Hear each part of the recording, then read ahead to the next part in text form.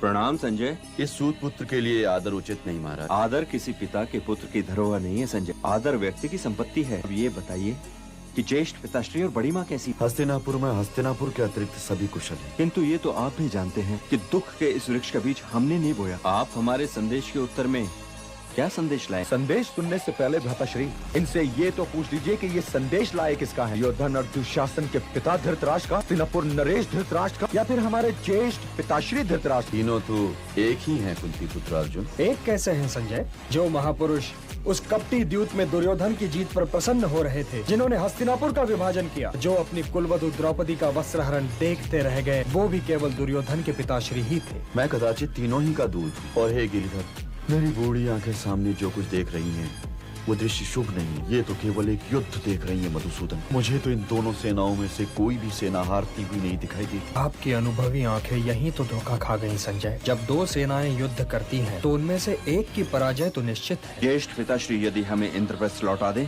तो हम और सब कुछ भूल जाने का प्रयास कर सकते हैं। इसलिए कृपया ये बताइए कि ज्येष्ठ पिताश्री ने हमारे प्रस्ताव के उत्तर में क्या प्रस्ताव किया है? मेरे महाराज ने कहा है, आप सब तो धर्मशील हैं, जहाँ हैं वहीं सुखी रहे। तो हे संजय, उनसे कहना कि इंद्रप्रस्थ में हमारी आत्मा है और हम वहीं सुखी रहेंगे। हमारा सौभाग्य है। हमने गंगा पुत्र भीष्म, आचार्य द्रोण और कुलगुरु कृपाचार्य के युग में जन्म लिया। उनके चरण स्पर्श हमारे लिए पूजा है, परंतु इसका तात्पर्य ये तो नहीं कि यदि वे अधर्म के ध्वज तले खड़े हों तो हम अधर्म और अन्याय को प्रणाम करके अपने अधिकार छोड़ दें। इसलिए हे संजय, ज्येष्ठ पिताश्री से ये अवश्य कह देना कि उनके अनुज पुत्र युद्ध और शांति दोनों के लिए तैयार हैं।